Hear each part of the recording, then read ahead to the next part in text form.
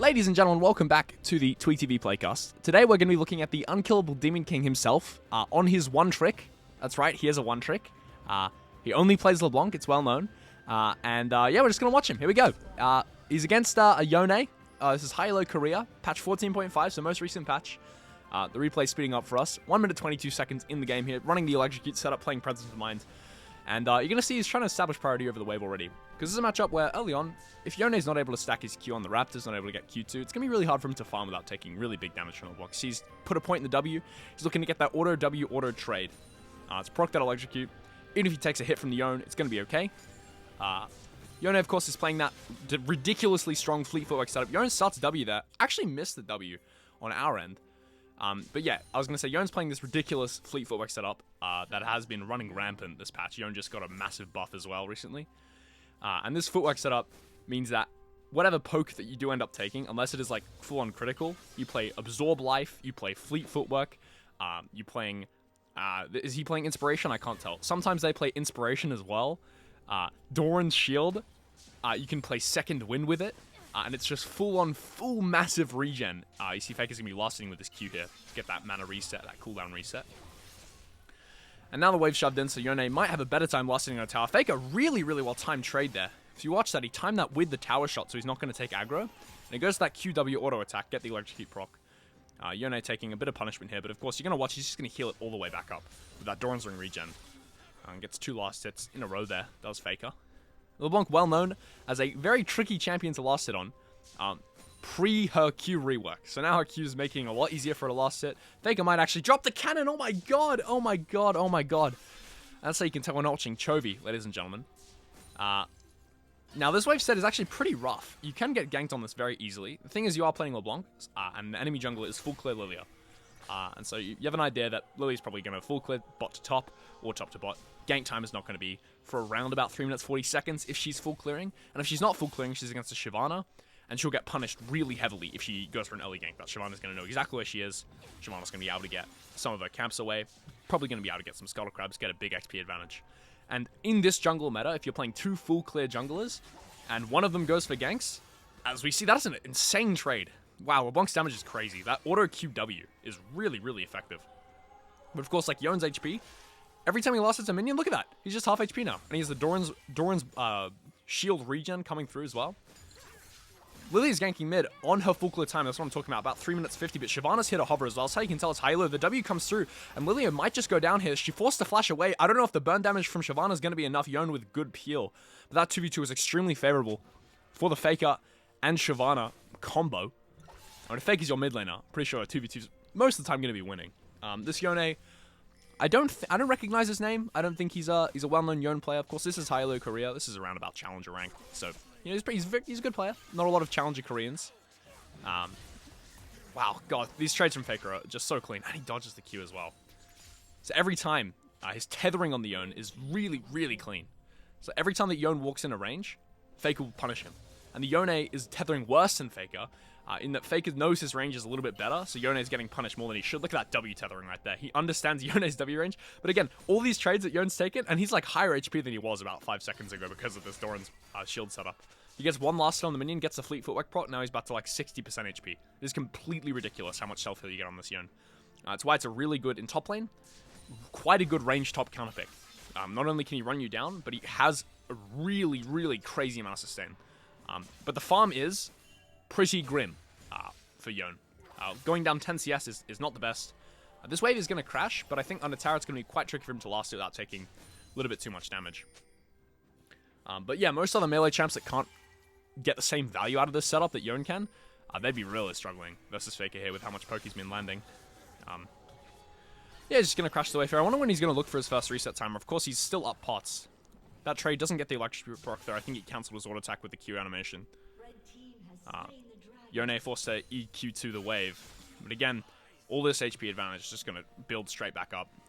And usually a lot of the time on LeBlanc, you're able to translate HP leads into like this into dives. You're a very like potent dive champion.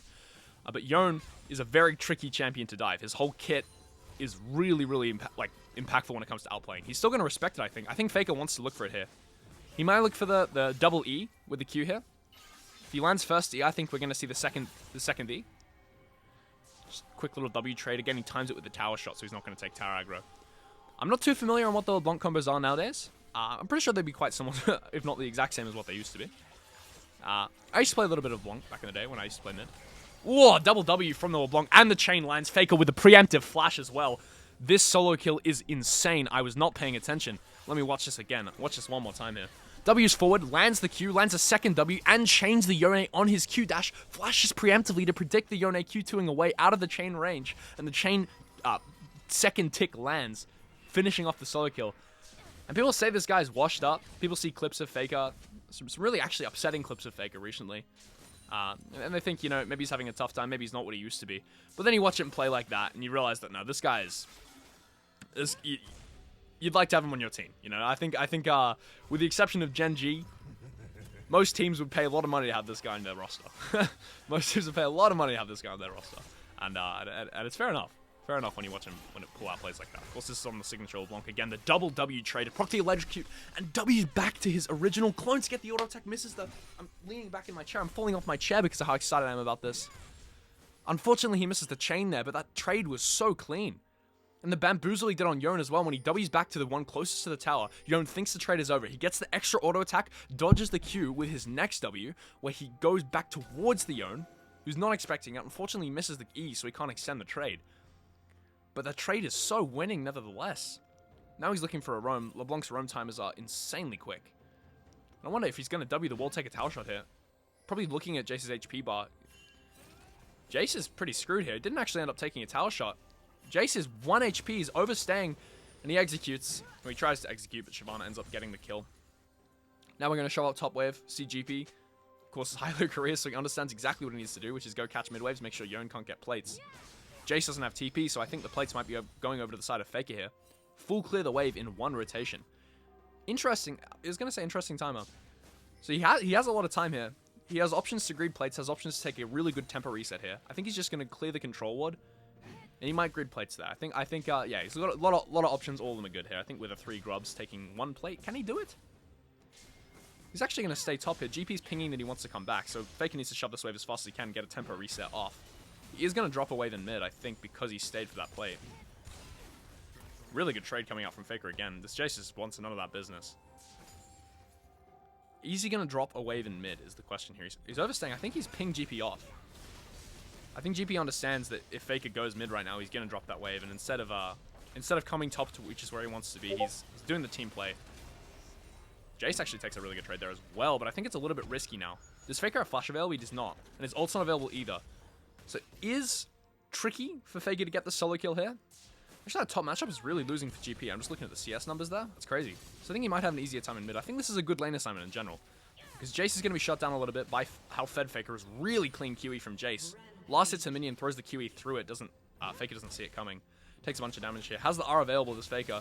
He can just QR. Doesn't get the E off, and the electric block doesn't finish him. And then the GP ult comes through from cross map. Gets a solo kill onto GP. Well, not the solo kill, but, you know, gets the last hit onto GP, who's now 3-1 with 48 CS, which is not something you see often on Gangplank. 105... Dude, LeBlanc wave clear is so nice to look at, man. You just W the wave and it just vanishes. Alright, now I think that the lane assignment switch will come. You see GP's on reset as well. Pretty clean there. So they didn't drop a single wave. They shut down the Jace, and GP went even with the Yone. And we get the kill on the GP as well. So that GP is going to be very strong. I think the lane should be winning now that GP has Phage, refillables, and, I mean, particularly Sheen. I think GPQ with Sheen should deter Jace from looking for aggressive trades. Faker going to be looking for the bot roam here. This is something that is really interesting about mid lane compared to top lane. So I play a lot of top lane, and majority of the time you don't interact with the map until you're super hard winning. Whereas Faker just looks to the shove and he's looking to try and impact the map as early as 10 minutes into the game. Plates are still up in this scenario. Like, if you're in top lane, this is not something you'd ever do. He just comes through, RW, over the wall. It's a free double kill. Bot lane overextends there, doesn't respect the Faker roam timer. Faker walks away from vision, knows the control ward in his jungle, knows he can just walk bot here. Zero respect coming out from these high-low Koreans for the potency of the LeBlanc roam and how quick it comes through. And there you go, and Faker's now 3-0 at 11 minutes in the game. And now you get to go back to mid lane, and this Yone has just watched his game collapse around him. He gets solo killed once. Don't know how he died the second time, I can't quite remember. He might have been solo killed again. I think this Leona's overextended here. We do miss the chain. She E's forwards, and Faker takes the W, then takes the R, so LeBlanc is way out of position here. Wow. Really, really clean timing on that. He buffers the LeBlanc E with his own W, so the LeBlanc goes absolutely flying across the map. Now Faker has level and a half on Yone. Yone's taking a bad trade here. Look at that damage coming through. We do miss the E. Our ult is not available. Yone really has to respect us. No amount of regen is going to save you from that type of burst. Very, very, very big damage coming through from Faker at this point. Only has one item completed as well. I'm very interested to see the gold. I think he must be sitting in quite a bit. And this jungle is officially the red team's. Like, there's nothing you can do if you're Lilia. If you want any of your camps... Oh my god, LeBlanc is just going to one-shot Leona. How often do you see that? Not quite. Not quite one-shot. Very close. Only 201 gold from that little gremlin who's 0-5. Ezreal has to be so careful. If Faker chooses... When he gets his ult back available, he has flash, and I think this Ezreal will just vanish in an instant. No Leona there to peel for him. The only reason Leona didn't get one-shot is because she had a W to save her. QE coming through from Faker. Unfortunately, Lilia E lands, and we have the sleepy time come through. Ezreal ult's going to finish us off. We do flash the wall there. I think a very aggressive flash from Faker. Doesn't quite understand that he is just dead no matter what to the Lilia burn. Well played from Lilia. Ezreal forced to ult, Lilia forced to ult. Faker does unfortunately burn flash there. Yone could be in a bit of trouble. I could skip forward Swimmer alive again, but I would like to see what goes on here. The Shyvana does have ult available. We did just see Lilia in the mid-side river. Jhin is caught as well. I think Shyvana and Jhin both could go down here. Shyvana's 1 HP. Does Ezreal go for the finish? This HEI guy, I've seen him before. Don't quite remember where. Well played from Rel as well, covering the dive quite well. Unfortunately, she does leave Jhin to die to the Yone, who jump scares him from a bush. I wonder if Yone's gone sweeper. He has. So Yone sets up his own play there. He's looking to get back into the game through doing exactly what you should be doing, which is trying to catch out the Fed ADC. If you're one of these mid lane champions, it doesn't really matter. Excuse me. It doesn't really matter how behind you are. You can probably still just one, like if it's a Jhin, if it's not like a Kai'Sa, if it's not like an Ezreal, particularly if it's a Jhin, like you just one-shot him, you just be able to 1v1 him, no matter what. Like that champ is very, very bad at the 1v1. Something you see a lot of Cassiopeia players do as well, whether they're ahead or behind. One of the big things you can do in mid lane is just sweep a bush, wait for the ADC to walk up for a wave, and then ruin their game. Because like two or three deaths on ADC completely ruins your tempo. You need to be super high tempo if you want to play ADC properly at this elo. You need to not fall behind a level because you are just a one-shot machine. Like you just get clapped. 3-1-1 on the GP, 2-0 on Shyvana. This game is super winning for us, but I don't think that our team comp actually has... Like, I think the enemy team comp is a very, very solid team. Like, you have Lilia to fish for engage, you have Yone to fish for engage, and then otherwise you can just look for poke with the Jace Ezreal. And then you can play first target really easily with the Lilia ult, you can play first target with the Leona ult. So your team is very versatile, it's very easy to understand what your identity is. Whereas Faker's team, like, you have a Gangplank and you have a Leblanc. Like, Leblanc wants to go on the backline. Jhin ult kind of... It's a versatile ability, but it doesn't really make sense. You can GP ult Jhin ult, which is good. Shyvana wants to go in, but the only person who goes in with Shyvana is Rel. And the rest of the team, like, LeBlanc struggles to connect with that team, I think. GP doesn't really have an identity. Jhin doesn't really have an identity in that team comp. So in terms of the team compositions, I think this game, they want to end it with their lead. But it is Soloqueue. So it's not the type of thing where team comps necessarily matter. It's just about mastery, just about having confidence in how you play the mechanics of the team fights. Better macro wins as well, a lot of the time. Faker's just going to be shoving bot wave, so I'm allowed to yap about what's going on in the game. And I do think that the 3k gold, 3.6k gold lead is actually very comebackable for the blue team, given what their comp is. So I'm interested to see how they try to close this out. Of course, look at the vision score from Faker already. So he's rivaling that of his team's support, which is not something you see a lot of mid laners do. And I haven't really been noticing when he's doing it, but it's just something that I think is drilled into his gameplay pattern, which is just to sweep paths. He's like, hey, if I need to walk bot, I'm going to sweep here. Because it's a Halo game, they're going to have wards there. So he's sweeping paths, he's probably walking the same route over and over, finding where that Leona tends to ward, constantly clearing it out, just being annoying, being a little pest. And then he's not dropping tempo while he's doing it. So many little things that Faker does so well. As well as, obviously, the mechanics are really clean, but it's all about the little decisions that Faker makes. He's just popping sweeper again, sweeping a path from bot lane to Drake there. So it's very deliberate. Now he knows that he can walk to Drake off vision. So if they try to fight it from that angle, he has a flank. It's a little understanding he has. Now he has a controller in that tri-bush there, so he might look to hit bot tower. Of course, we don't know where the Yone is. Lily is off vision as well. I think we saw her top side though. I might be griefing. Take a little QE trade on the Yone, who has Bork available, so if we do get caught out without our W or without our ult, which is quite hard to do on LeBlanc, Yone will just tear us down. You're a very squishy character. Might be looking for it now. Does miss the Q2. Faker too quick with the hands on the W there. Q2 misses again. Faker's micro is so clean. Yone got to be getting a bit frustrated with how many times Faker's just effortlessly made him look easy. Actually lands the ult. Faker was not expecting that. It's a bit of a psychopath move from the Yone. Has Q2 available, but the W from the... W from Faker bamboozles him is what I'm trying to say. But I lose my mind watching this guy's mechanics. Too clean. Yona's very cocky for just sending ult at Faker there. It's not the type of person I'd just blind Yone ult, given that people in Emerald can dodge that. But I guess it was so unexpected that even Faker wasn't able to catch that in time. I think the TP animation is bugged there. Now we know that Yone doesn't have ult, however. But we still can't run at him. There's too much life still. Can't really poke him down. Not going to be able to one-shot him. Now I do wonder, this is Korea. So there is a good chance that they just FF instantly. Like there's a good chance that because it's 9:17, this game just ends in like 2 minutes because they FF before anything happens. Like someone will die and then just be like, alright, FF, go next. Happens in Korea all the time. The RE lands there. Yone's going to go down, I think. Doesn't have the life still available. GP TP comes through. Big barrel hits the Leona and the Ezreal. The Ezreal absolutely cleans up everyone. Lilia manages to take down Rel. Unfortunately, we can't look at the fight here, but Jin gets a double kill. Doesn't have the curtain call available, so he's not going to be able to finish off the rest of the team. The Ezreal was huge there, deterred both Faker and GP from continuing. I think if that Ezreal didn't hit absolutely everyone, that could have been very near to a wipe coming through from the red side. But I think bot tier 2-1 is going to go down here. Only Ezreal can really hold it, but he's just on reset. And we know this because he was low. Bot tier 1's going to go down. Yone's going to come back alive. He has TP. I think we have 6 grubs as well. Not 100% sure where I would be seeing. No, we got 4. There's a little icon up there. Which was shocking, actually. Enemy team managed to get 2 despite the fact that Jace was losing so hard. Opportunity first from Jace. Interesting buy. Has he gone? He went fleet footwork. Okay. This is a build that you sometimes see when they play Jace mid. A lot of the time they play Electrocute with it. That's just a very movement speed focused version of Jace. I guess you can use it when you feel like you can run down your opponent. You can go opportunity into Manamune instead of what you often see, which is Eclipse into opportunity. Oh, sorry, Eclipse into Manamune into opportunity. And it's just about getting more tempo on the map. Jin is full one-shot by the Lilia. Her damage is actually pretty high right now. She does have 2 items. If you get the shutdown, it's massive, and this could be the FF coming through. That is your 1-win condition, plus the Ezreal got killed in bot lane. Or somewhere around mid, actually. I wasn't watching in the minimap. Yapping about Jace's itemization. Your 2 most fed members, the 2 people who matter the most to your game, to your ability to win, have just been one-shot. And Yone might go down here as well. The QE does land. We do have ult available in a couple seconds. Might play this slowly. Yone's got nothing to regen off. The ult does miss this time. Faker was anticipating it in the QW to finish. Yone full outplayed by Faker there. Lands absolutely nothing. And Faker just cleans him up. This man's Leblanc is something to behold. Makes it look easy. Makes it look so easy.